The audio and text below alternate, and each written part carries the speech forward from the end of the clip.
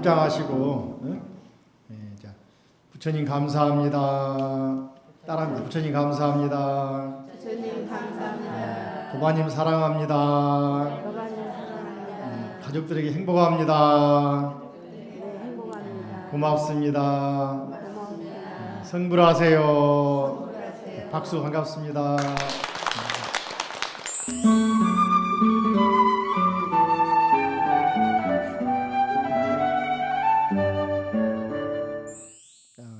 책 보시면은 27쪽 화엄경을 설한 도표가 있는데, 도표를 보면은 화엄경은 맨 먼저 지상에서 법을 설하다가 다시 천상으로, 무대가 배경이 바뀌죠.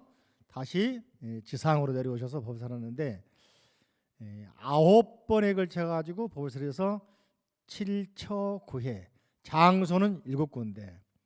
왜냐하면은 보시면은 보광명전 있죠.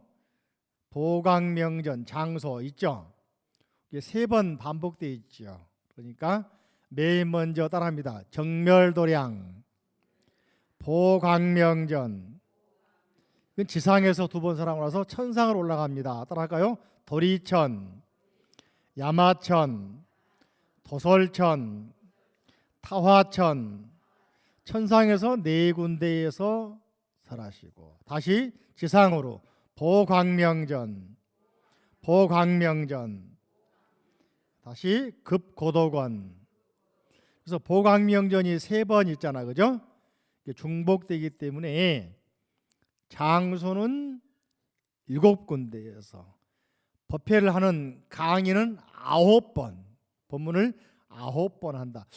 이런 생각해 봅니까? 황룡사에 전에 황룡사란 절이 있었다, 경주에, 그죠? 신라 때. 거기에 구층탑이 있었다 말 들어봤죠? 왜 구층탑이라 생각해 본 일 있습니까? 근데 역사책에는 뭐라 그러냐면은 선덕여왕 때 자장율사께서 중국의 오대산에 가셔가지고 공부를 하셨다, 그죠? 여기가 중국 오대산 지난번에 보여줬죠, 그죠? 오대산.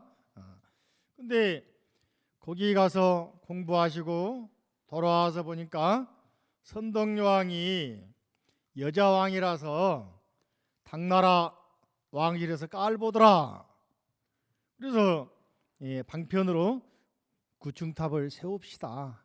그러면은 주변에 있는 9개 나라에서 신라에 조공을 바칩니다 해가지고는 뭐 중국에도 당시에 여러 나라들, 그죠? 그다음에 신라를 중심으로 해가지고 이제 백제, 고구려, 또 이제 외국 해가지고 주변 나라들이 9군데에서 와가지고 조공 바친다 그래서 구층이다 이런 말 들어본 일 있죠.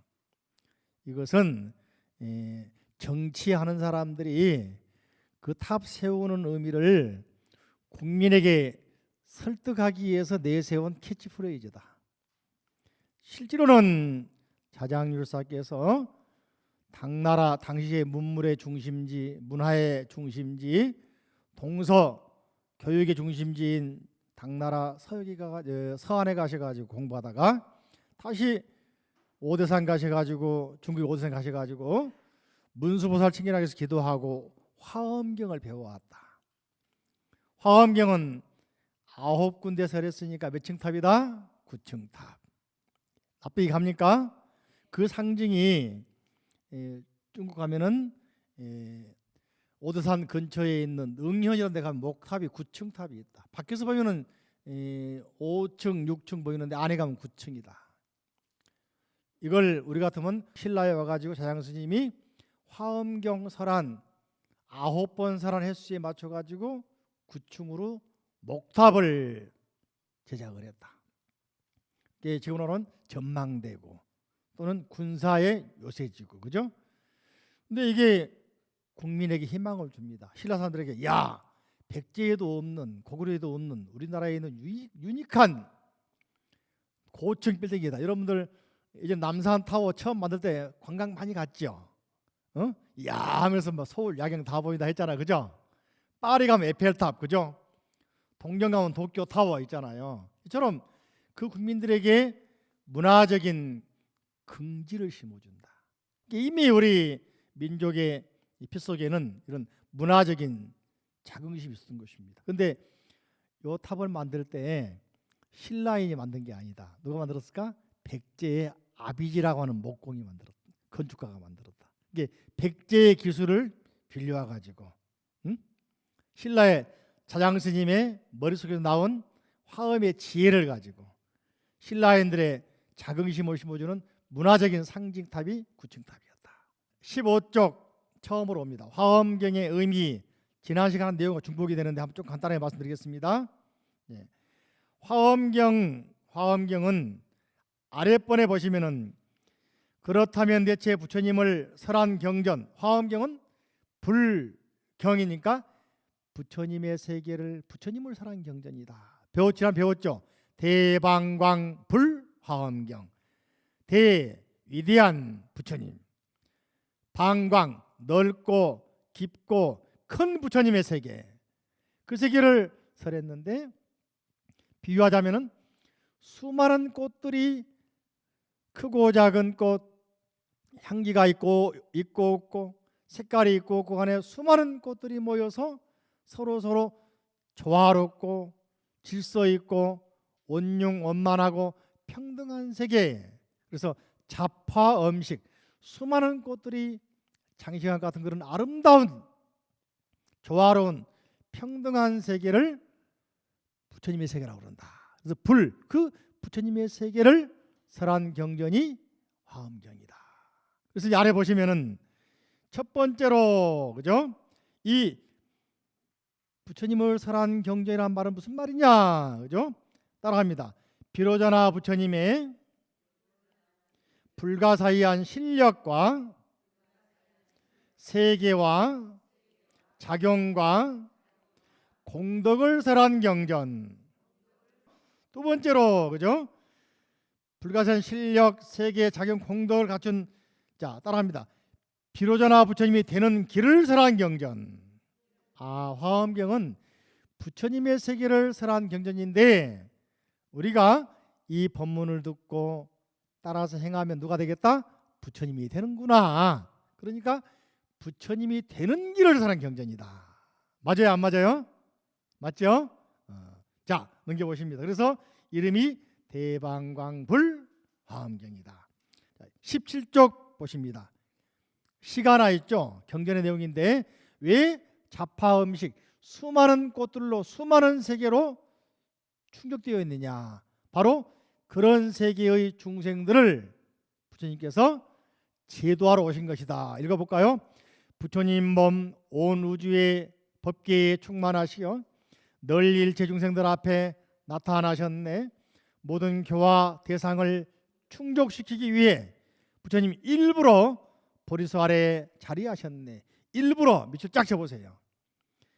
인간의 몸으로 도솔천에 계시던 부처님께서 내려오신 이유는 중생들은 일부러 제도로 오신 거야. 그래서 제일 먼저 설한 경전이 화엄경. 그런 말 들어봤죠? 못 알아들으니까 아함경. 알아들 만하니까 이제 반야경. 그러다가 법화열반경하고 돌아가셨다. 그죠? 이게 시간적으로 말할 때 화엄경, 그다음에 반야아함경, 그다음에 방등경, 반야경, 법화열반경. 그래서 오시교판 그러는데 중국의 불교가 들어오다 보니까 경전이 많이 들어오는데 순서 체계를 정하다 보니까 화엄경은 깨달음의 경전이잖아요. 그러니까 부처님께서 보리수나무를 깨닫자마자 3-7일 만에 화엄경을 설했다. 즉 깨달음의 세계를 말씀하시니까 중생들이 하나도 못 알아들어. 그래서 부처님께서 갈등하시잖아요. 내가 이 좋은 깨달음 세계를 이렇게 쉽게 말하는데 못 알아듣는다. 중생들이 아직 때가 안 됐는가 보다. 인연이 없는가 보다 생각해서 열반에 드시려고 했잖아. 그러니까 사천왕이 내려와가지고는 범천이 내려와가지고는 부처님이시여 중생 인간들이 못 알아들으면은 우리가 알아들은 사람 나타날 때까지 법을 지키고 보호하겠습니다. 절에 가면 사촌왕이 먼저 나오죠. 그게 뭐예요? 왜 그럴까? 겁주려고 그럴까요? 응? 그게 아니고 법을 수호하겠습니다. 다짐했단 말이지. 그러니까 절에 가면 먼저 사촌왕천이 나오는 거야. 그죠? 정다, 광목, 그죠? 정장천, 광목천, 다문천, 응? 장수천 나오잖아요.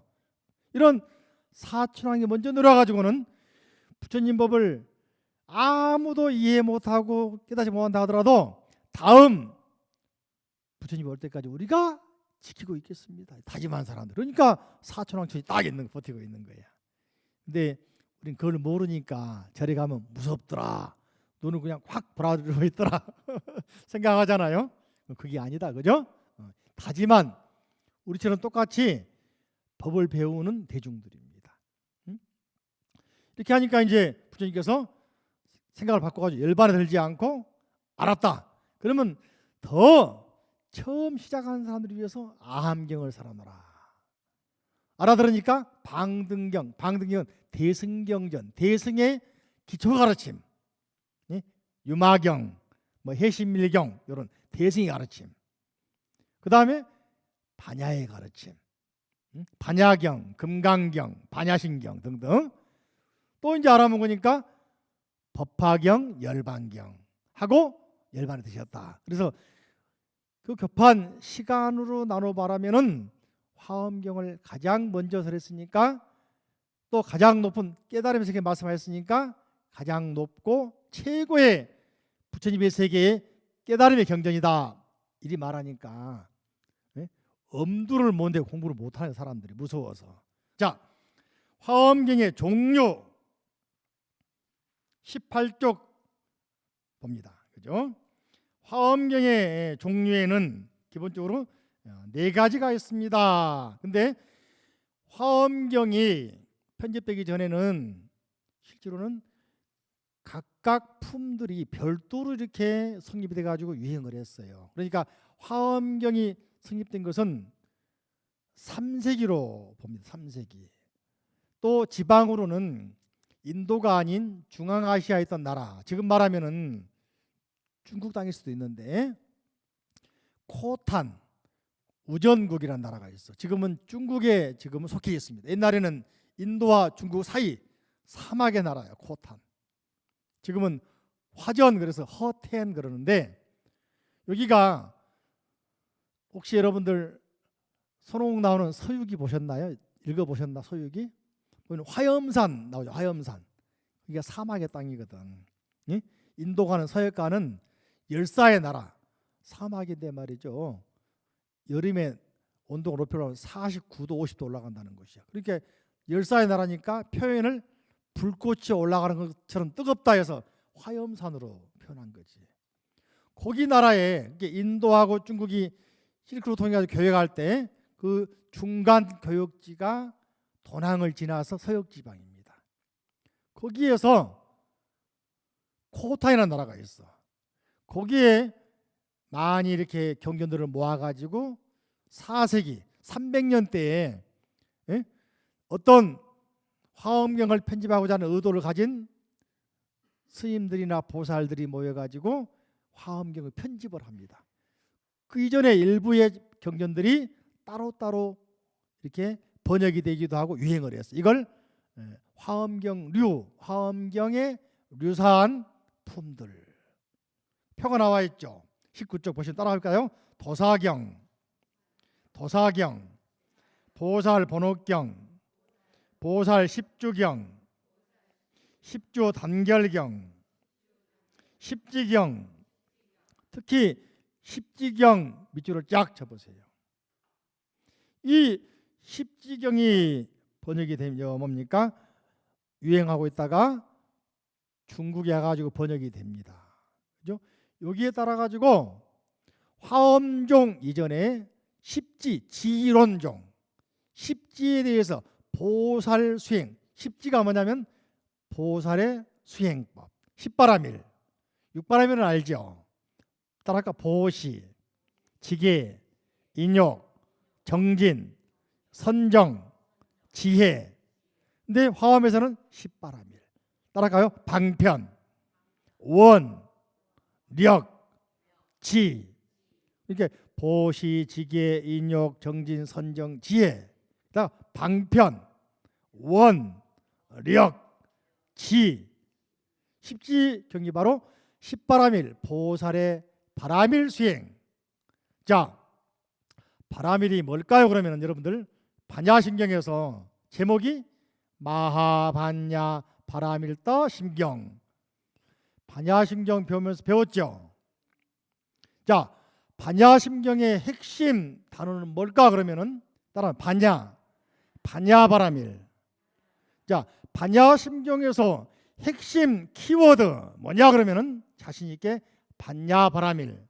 자, 반야심경에서 주문이 있다. 주문이 뭘까요? 그러면 시대신주 따라할까? 시대신주, 시대명주, 시무상주, 시무등등주, 능제일체고, 진실불허, 고설, 반야바람일다.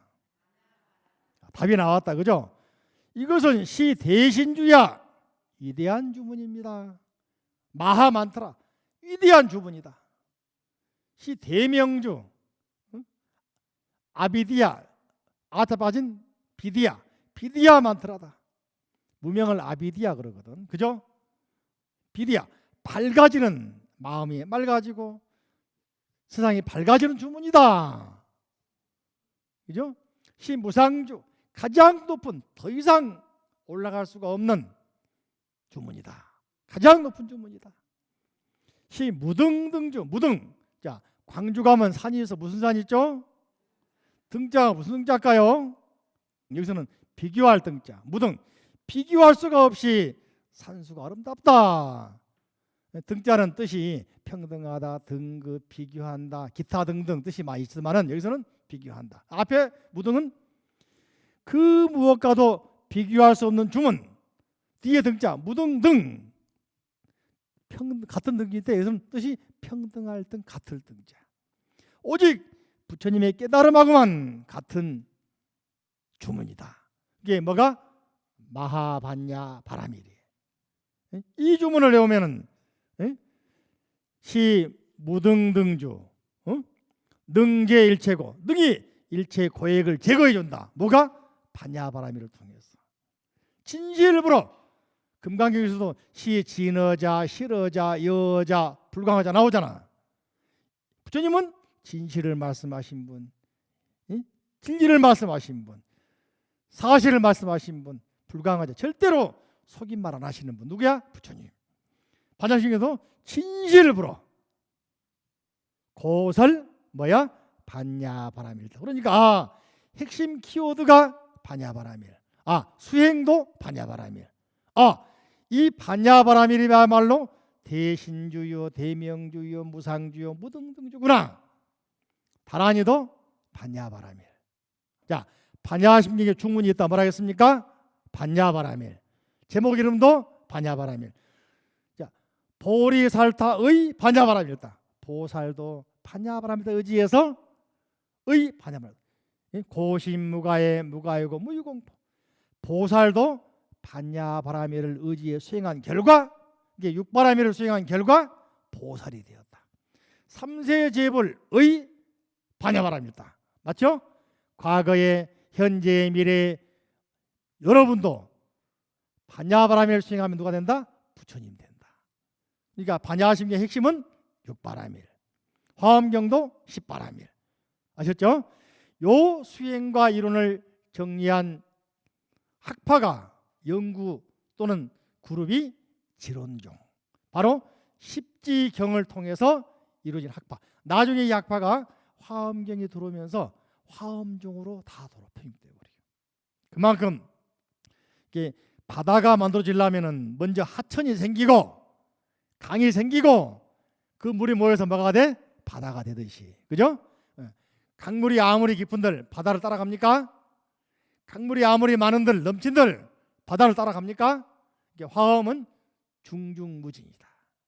그죠? 이게 화엄은 바다와 같은 경전. 모든 사상, 모든 경전을 포용하고 받아들이고도 뛰어넘는 경전이 무슨 경전이다?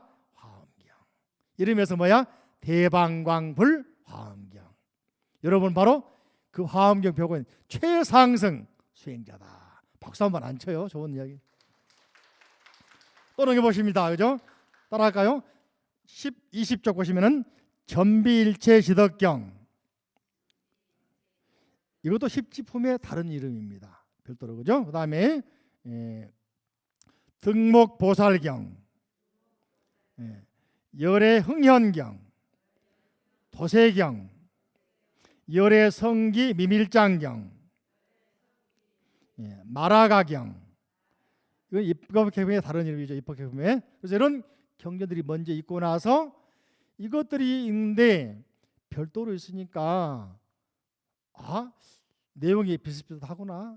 이걸 편집해 가지고 또 새로운 내용을 보충해 가지고 편집한 것이 드디어 대본 화엄경이 성립한 것이다. 그죠? 자, 약찬계 보면은 대방광불 화엄경 용수보살 약찬계에 나오죠. 여러분들 아니면 몰라. 약찬계 무슨 말입니까? 어떤 사람은 이제 쉽게 말하면 화엄경 내용을 간략하게 편찬한 경전입니다. 틀린 말은 아니야. 근데 여기에는 또 전설이 숨어 있어. 용수보살이 화엄경을 설했다고 얘기하거든.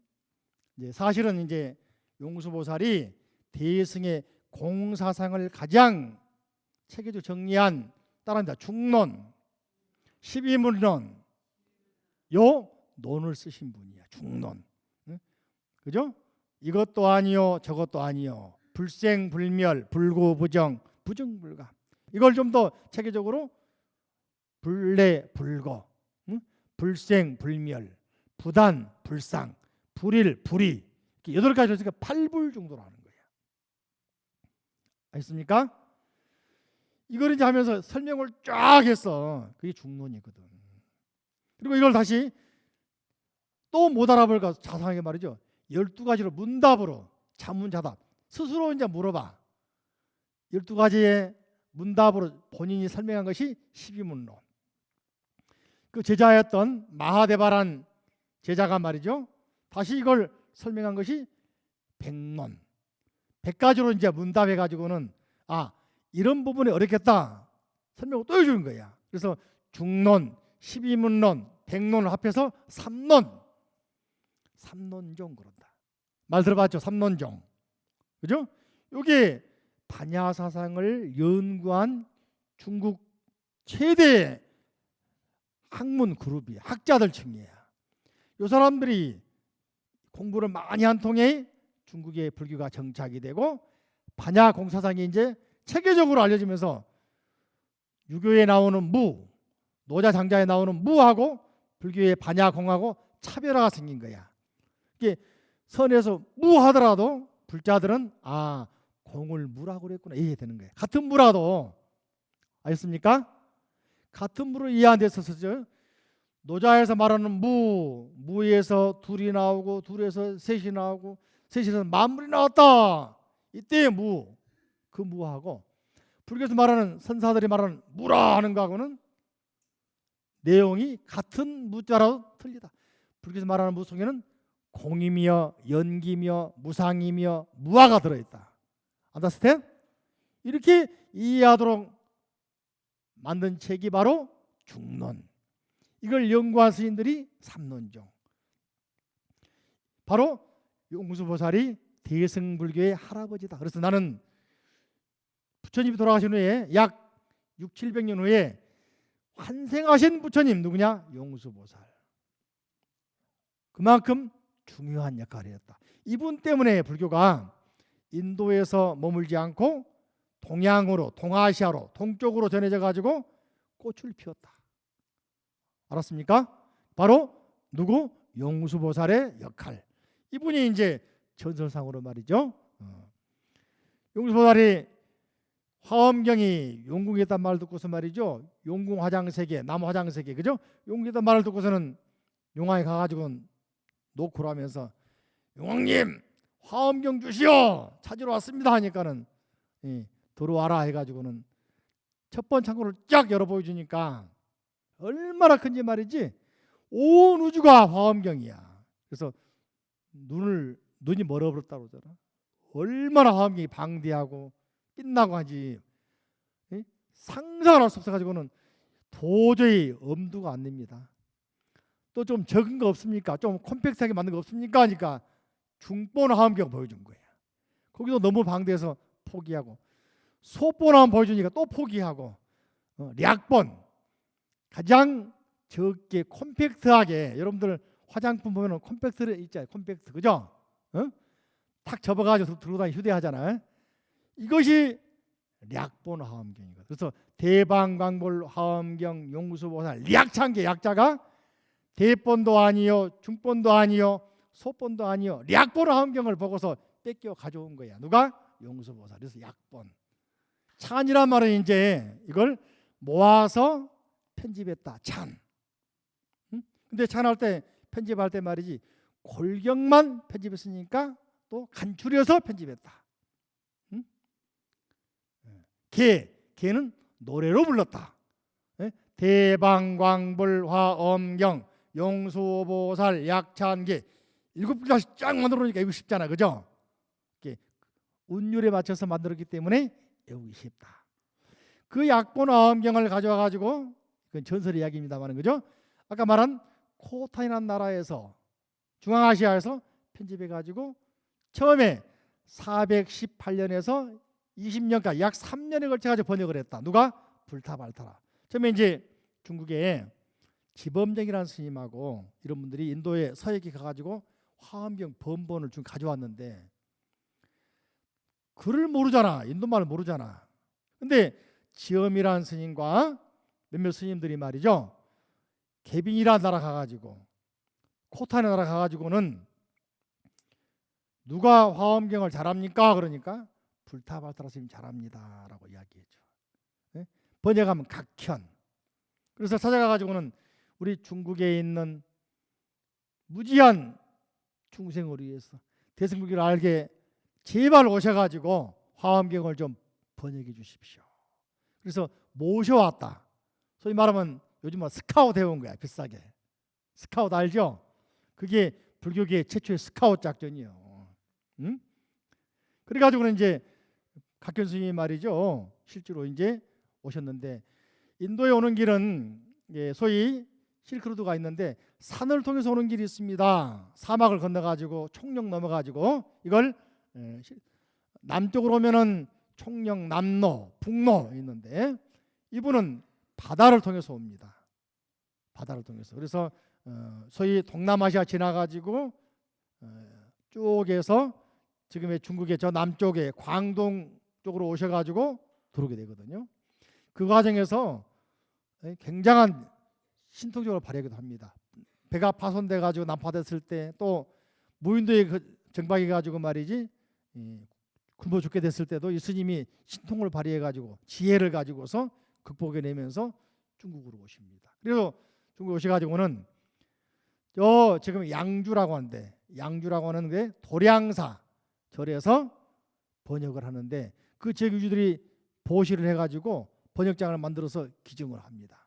그 절에서 수십 명이 모여 가지고 한 사람은 읽고 애우고 번역하고 또 교정하고, 그래서 약 3년 정도의 시간을 걸쳐 가지고 시작해서 420년경에 완성을 합니다. 이게 60권 화엄경. 그죠? 요 경전은 의상대사가 660년경에 중국가시가 배운 경전이 60권 화엄경. 그죠? 요 화엄경이 쭉 유행하다가 다시 699년, 그러니까 420년에 번역됐으니까 약 270년 후에 당나라 때 80권 화엄경이 번역이 됩니다. 이것이 이제 60권짜리가 80권 늘어났죠. 새로 번역돼서 이걸 신화엄경. 400년경에 번역된 화엄경은 동진, 진나라 때 번역됐으니까 진나라경, 진경. 그죠? 이걸 먼저 됐으니까 구역화엄경. 해볼까요? 구역화엄경. 언제? 진나라 때, 통진 시대. 예? 누가? 불타바타라. 그죠? 각형이라는 스님이. 요 89는 실찬하다 스님이 번역했는데, 여러분 혹시 그 전에 연개소문 드라마 보셨나? 보셨어요? 그때 중국의 여자 황제 측천무 나오잖아요. 나왔어요? 안 나왔어요?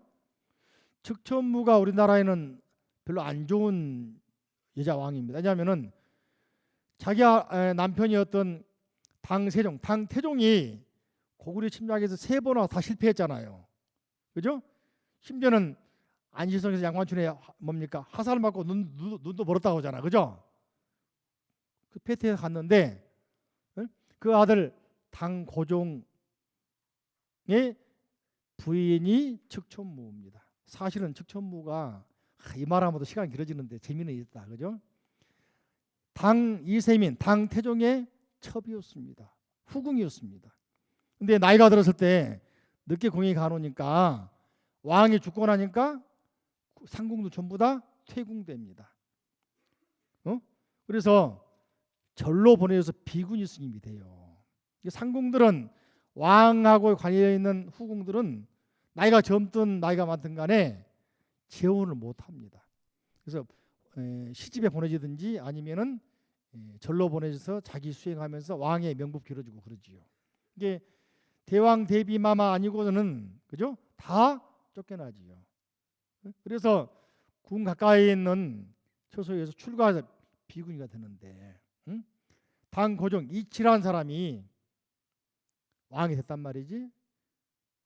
그런 여러 가지 과정이 있습니다만은 근데 그 사람이 자기 아버지의 첩이었던 측천무 보고선 뿅 가가지고는 속으로 싹살아하고 있다. 나중에는 이제 자기가 안 되겠다 불러오겠다 하니까는 다 반대하잖아요. 무릅쓰고 들어가지고는 서드 3번째 궁의 왕비로 맞이를 합니다.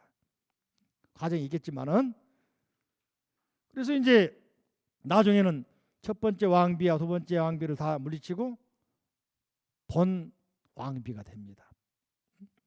나중에는 고종이 아파가지고 정치 못하니까 섭정을 합니다. 그러다가는 나중에는 여자 황제가 된 중국 유일의 전무후무한 여자 황제가 누구예요? 측천무후. 그때 고구려 연개소문을 깨부시고 고구려를 멸망시키고 신라 도와가지고 백제까지 물리치고 삼국 통일을 시킨 사람이 누구냐? 측천무. 우리가 안 좋은 사실은 여왕인데 불교 황제라고 할 수 있어요. 이 사람이 60권 화엄경을 이제 공부를 들으면서 보면서 말이죠. 뭔가 부족함을 느끼면서 스님들이 건의를 합니다. 이 양반은 이분은 왕 되고 나서 말이죠. 자기 왕의 왕궁까지 스님 모셔다가 매주 불경 강의를 들었어요. 나중에 또 이야기 나옵니다. 특히 화엄경의 법장 스님으로부터 공부를 많이 듣습니다. 나중에 법계연기 공부할 때 나오겠지만은 금사자장이라는 책도 씁니다. 책도 여기서 나온 겁니다. 왕이 앉아 있는데 진리의 세계를 설명할 때 왕이 앉아 있는 옥자, 금사자, 황금으로 만든 사자 모양의 옥자를 비교해서 금사자라고 하는 데 비유를 해가지고 진리를 설명을 해. 이게 금사자장이야. 멋있죠, 그죠? 그때 설명을 하니까 법장 스님이 딱 설명해 주니까 기뻐가지고는 말이지 눈물 흘린 것이 양자강이래. 지금도 흐르고 있잖아, 그죠? 너무 감사해가지고. 바로 그 사람이 89 화엄경은 이제 존재를 알게 되면서 사람 보내가지고는 인도의 스님을 모셔옵니다. 실찬한다 스님 모셔와. 그래가지고 번역을 하게 만들어. 근데 역장을 2,000명이 모였다 그러거든요.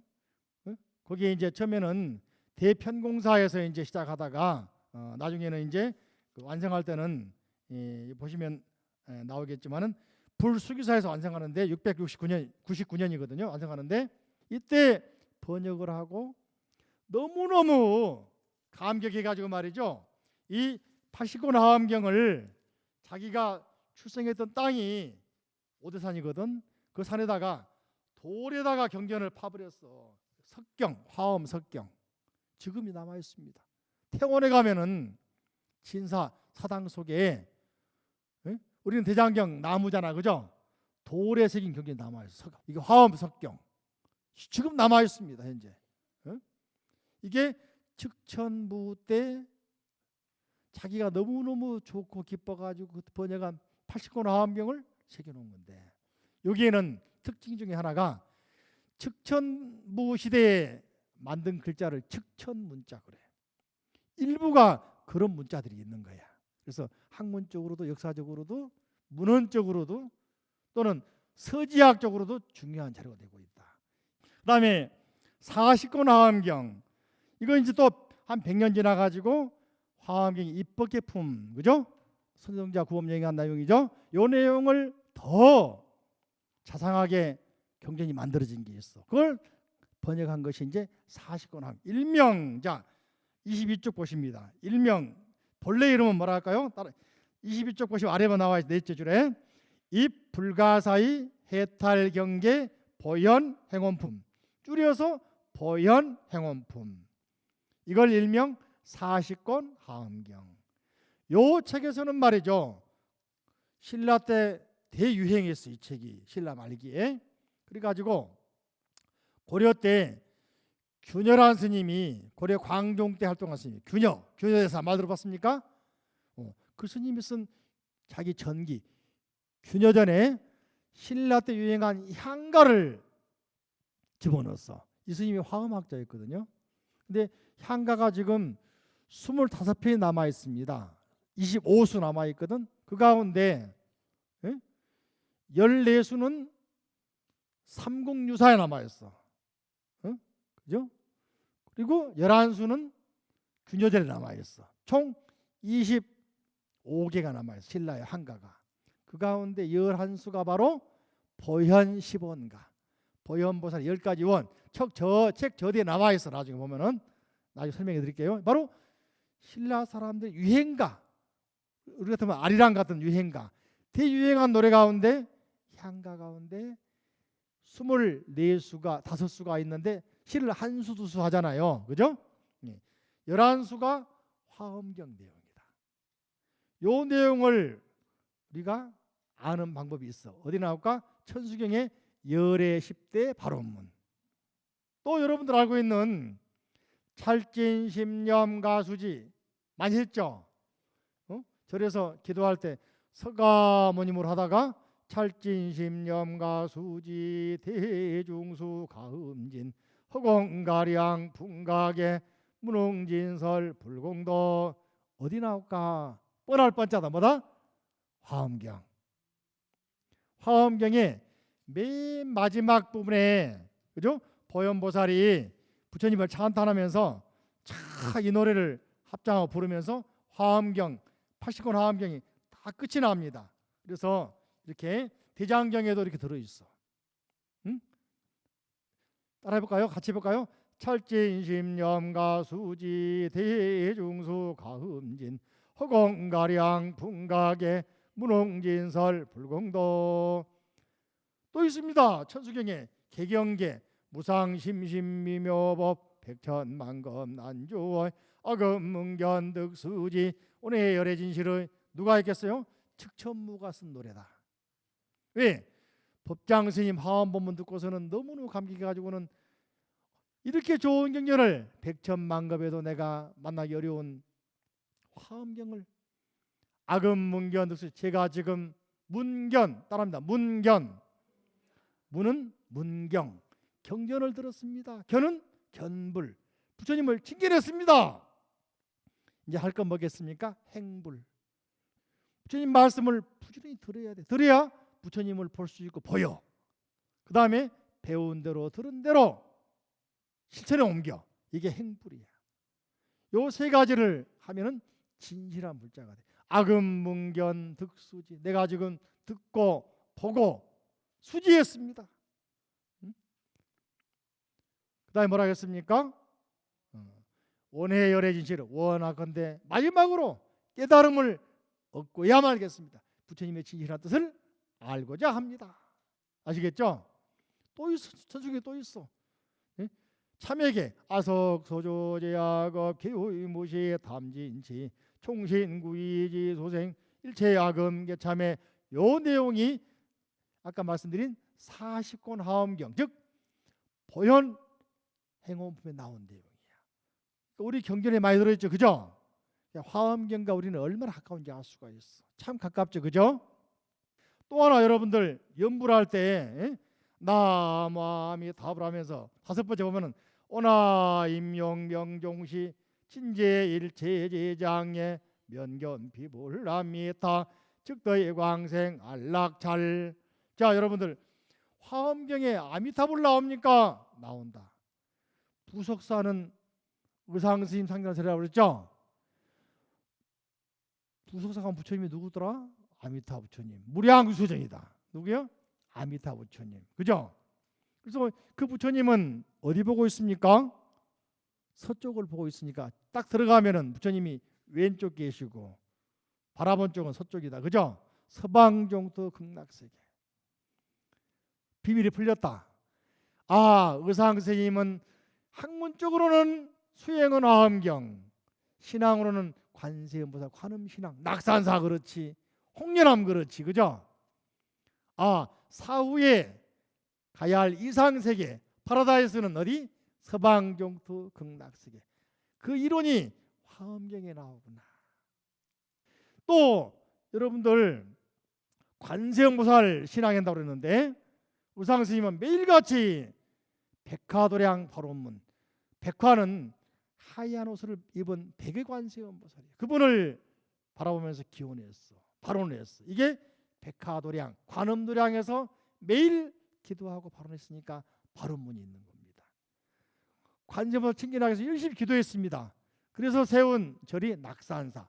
낙산이란 말은 보타라카산. 자, 관세음보살 살고 있는 산이 어디입니까는 보타라카산입니다. 어디 나옵니까? 법화경에 나올까?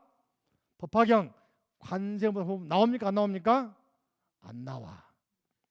나온다고 그랬어요? 읽어봐. 안 나와. 내가 법화경도 강의하고 그러거든. 안 나와. 응? 그죠? 반야신경에도 관자재보살. 반야신경 관세음보살님은 누굽니까? 바로 바라미를 실천하시는 분. 바라밀 수행을 알려주는 관세음보살. 천수경에서는 천수천안 관자재보살, 즉 다란이를 설한 관세음보살.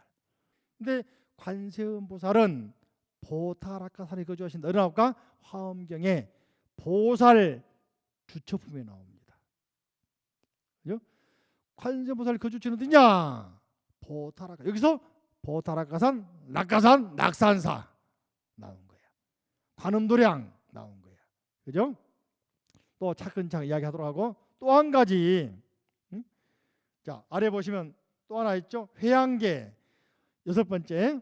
오나 아차 보현 수승행 무변승복 계향 보원 침익 제유정 소강 무량광 불찰. 무량광 극락세계.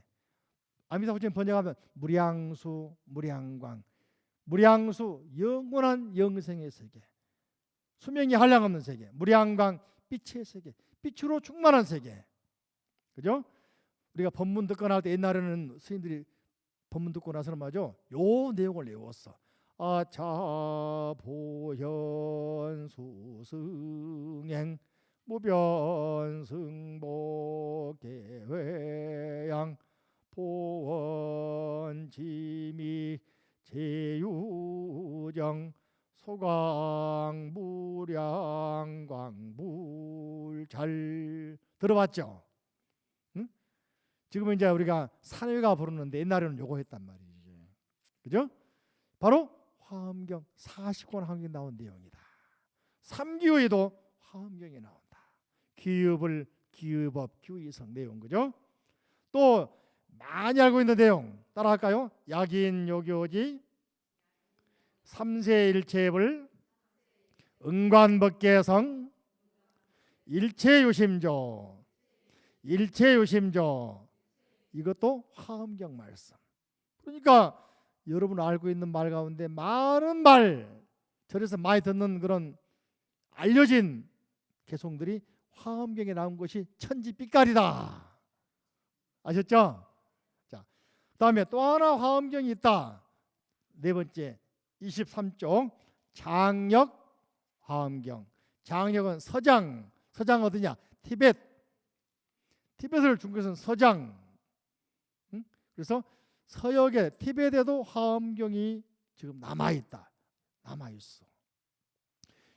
유행하지 않았지만은 현재 티벳으로 남아있어. 이걸 우리는 장역 화엄. 이 책은 이제 조금 후대 9세기경 800년대에 지나미타라는 사람이 번역을 했다. 그죠?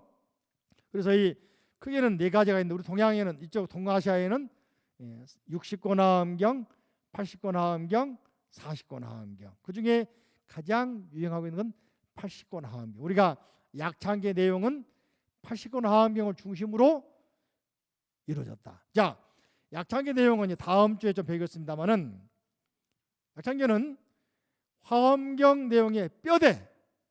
화엄경을 아까 말씀드린 화엄경을 용수보살이 약창계를 썼는데, 그죠? 여기 등장인물들, 법문 들어온 청중들, 여기는 집금강신, 신중신, 족행신, 도량신, 주산신, 주림신, 주약신, 주가신 신들이 많이 있다. 여기 나오는 집금강신은 누구냐? 절에 가면 말이죠. 사천왕문 가기 전에 금강 역사가 있죠. 응? 역사 두 가지, 그죠? 밀적 금강이 있고 또 무슨 금강이 있냐? 두 가지 금강. 하나 입을 다물고 한 번은 벌리고 있잖아요. 이거 상징하거든. 그죠? 근데 무시무시한 모습이다. 누구? 육체미한 사람처럼. 최초의 그런 모습이 바로 금강 역사. 바로 집금강신. 금강은 다이아몬드. 그죠? 근데 입법협에서 말이죠. 부처님께서 사자 빈신 삼매에 들어가지고 나 법문을 설하려고 그럴 때 문수보살이 등장합니다. 근데 문수보살을 등장할 때 호위한 사람이 금강역사. 이걸 다른 말로는 인왕문, 인왕, 어진 왕 인왕. 그래서 이 금강의 세계, 금강역사에 대한 경전 호국인왕경. 그래서 신라시 때는 이 경전을 많이 설했습니다. 이게 화엄 신장들이 보호한다는 얘기거든. 이게 절에 가면은 신중단이 있다. 신중단은 법당 벗어나 있습니까? 법당 안에 가 있습니까? 지난번에 이야기했지, 그죠? 바로 화엄경 설할 때 법문을 들으러 온 사방 천지에서 날라온 대중들이 바로 화엄 신중들이다. 신의 무리들, 각 세계에 가장 지혜롭고 가장 힘도 세고 그러면서도 법문들을 발심한 왕들이 날라옵니다. 그게 주산신, 산의 왕들, 주림신, 수풀의 왕, 주약신, 약을 다스리는 왕, 주성신, 집을 다스리는 왕, 주하신, 강의 신, 주수신, 물의 신, 주의 신, 바다의 신, 주주신, 밤을 낮을 다스리는 낮주자, 낮을 다스리는 순, 주야신, 밤의 신. 이게 밤을 고요하게 다스려주는 가장 지혜로운 존재. 뿐만 아니고 천룡팔부. 서술경에서 천룡중성 동자호 나오죠. 팔부 중에 누굽니까? 자, 책을 보시면 어디 나오냐면은 그런 이야기가 36쪽 보시면 세주 각 세계 각 방면에 있는 천상이든 지상이든 수많은 세계에 있는 주인들, 왕들, 수많은 세계의 왕들이 모여들어 가지고 화엄 법문을 들으러 옵니다. 요 존재들이 바로 화엄 성중들입니다. 그래서 화엄 성중 대표자를 한 분을 모신 신주단은 통진보살을 모신다. 5분 모시면은 통진보살과 사천왕을 모신다. 5분, 그죠? 신중단에.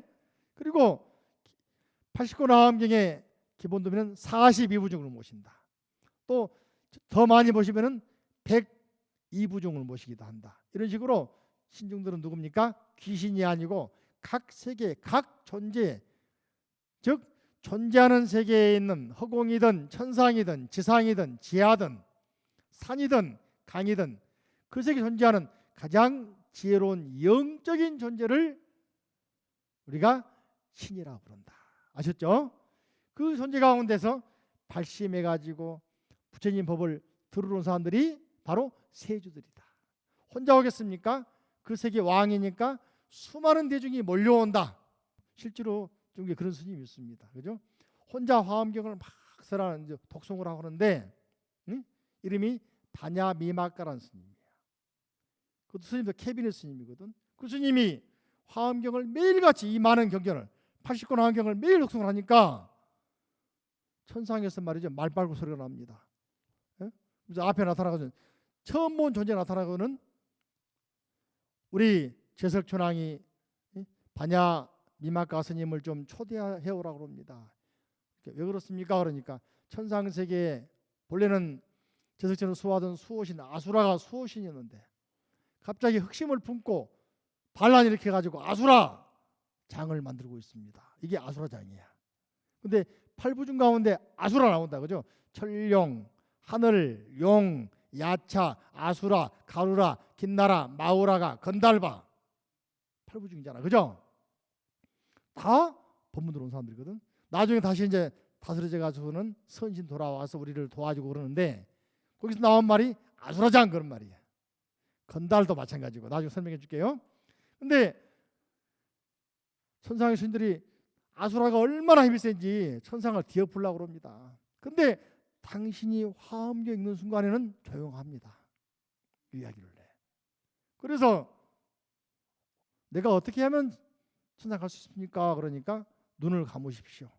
우리 제석천왕께서 당신을 모셔와서 제발 천상계의 평화를 좀 유지하도록 아수라가 악심을 좀 바라지 않도록. 천수경에 아약향수라 악심자조복.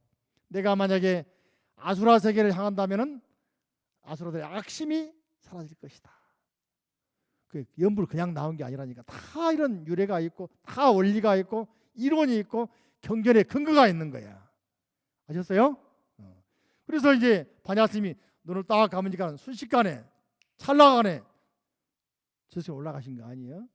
올라가서 아수라왕이 인사하니까 아수라왕이 뭡니까? 제석천왕이 인사한 제석천왕이 아수라 좀 말려달라고. 그래서 반야스님이 합장을 하고서 자기가 애운도로 본대로 들은 대로 화엄경 독송을 쫙 하니까 아수라들이 악심을 꺾고 조복하면서 이후로는 다시는 악심을 내지 않고 화엄경을 독송하는 곳에 보호하고 그 보호하는 독송하는 스님들이나 절이 있으면은 우리가 수지하고 보호하겠습니다 하고 원을 세웁니다. 그래서 팔부중에 집어넣어 준 거야. 그죠? 그런 신들까지도 조복을 받아.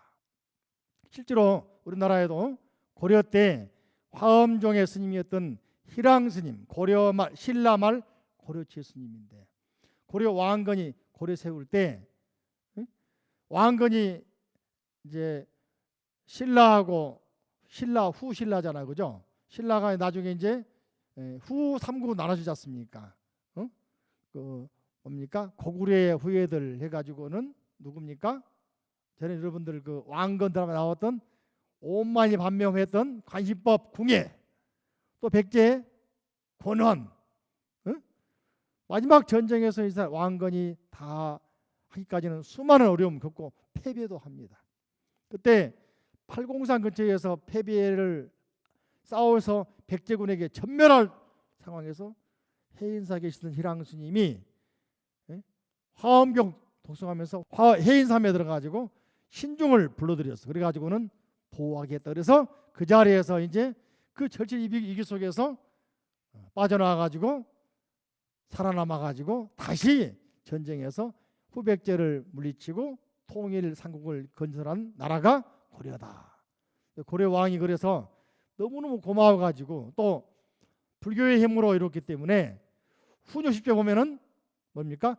불교를 국교로 삼아라 나온단 말이에요. 이게 다 우연이 아니다. 뭡니까? 아까 연기법처럼 이것이 있으면 저것이 있다. 반드시 그 까닭이 있었기 때문에 그런 말 한 것이다. 바로 화엄 신중을 잘 이용해서 희랑 스님이 조절을 해가지고 삼매에 들어서 다스렸기 때문에 신중히 도와줬다. 그러니까 여러분들이 절에 가면은 화엄 성중 기도하잖아요. 우연이 아니다. 바로 화엄경을 들어온 더 다른 세계에서 온 천상에서 또는 지상에서 지하에서 올라온 수많은 신중들이 화엄경 들어온 그 차제에 우리보다 지혜가 뛰어난 사람들이니까 우리를 보호해주고 우리를 옹호해주고 우리를 도와준다. 그래서 화엄성중께 기도하는 것이다. 그 화엄성중이 머무는 자리가 부처님 바로 옆에 어디야? 대웅전 안에 있다. 밖에 있지 않죠, 그죠? 오늘 여기까지. 다음 시간에 이제 세주묘법 내용 조금 더 이야기하면서 원문 들어가면서 약창계 설명을 곁들여서 그죠? 이렇게 경전 내용을 통해서 우리 불교의 역사, 문화, 사상 같이 배우자고, 그죠? 자, 도바님 바라 악수 합장을 바라보면서 도바님 감사합니다. 도바님 사랑합니다. 행복합니다. 정말 고맙습니다. 성불하세요. 박수 감사합니다.